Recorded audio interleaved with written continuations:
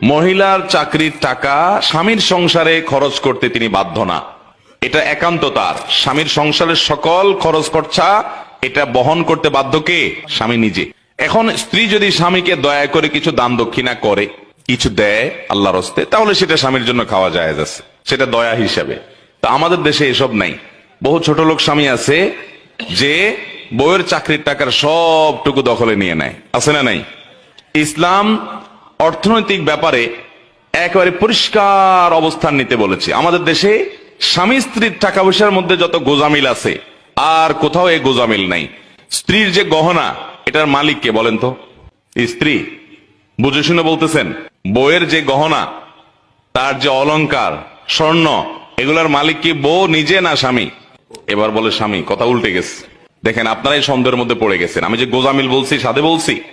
আচ্ছা, বউ মালিক যদি হয়, তাহলে আপনি বিদেশ যাওয়ার সময় এই স্বর্ণগুলা যদি বউর কাছে বলেন যে স্বর্ণগুলা দাও বিক্রি করে, আমার ভিসা কিনে বিদেশ যাব, আমি বিদেশে গেলে আবার তোমাকে কিনে দিব। বউ যদি বলে যে স্বর্ণ যেহেতু আমার, আমি তোমাকে দেব না, কারণ কেউ আমার কাছ থেকে লোন চাইলেই কি আমি দিতে বাধ্য? আমার বিশ্বাস হয় না তুমি আবার কবে চাকরি করে টাকা কামায় আমার দিতে পারবা কি পারবা না, সরি আমি তোমাকে দিলাম না। কি বলেন, এ অধিকার মহিলাদেরকে দেওয়া হয়? কোন ফ্যামিলিতে আছে এটা? কোন মহিলা যদি এটা বলে, ওই ঘরের ভাত কি তার কপালে আর জুটবে? কি বলেন? তাইলে মহিলা মালিক কেমনে হইলো? একটু আগে না বললেন মহিলা মালিক? তো মালিক হলে মালিকের এই দুরবস্থা থাকে?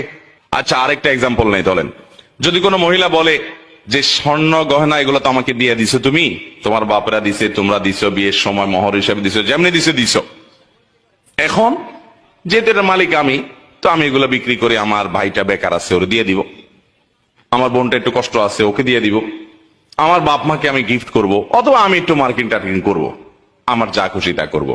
মহিলা যদি সব স্বর্ণগুলো নিয়ে স্বর্ণকারের দোকানে বিক্রি করে ফেলায়, ওই সংসারে ভাত খাইতে পারবে? তাহলে সে মালিক কেমনে হইলো বলেন তো? আচ্ছা, এবার আপনি বলবেন তাহলে ঠিক আছে হুজুর, তাহলে স্বামী মালিক। তাইলে আরেক ভেজাল হবে।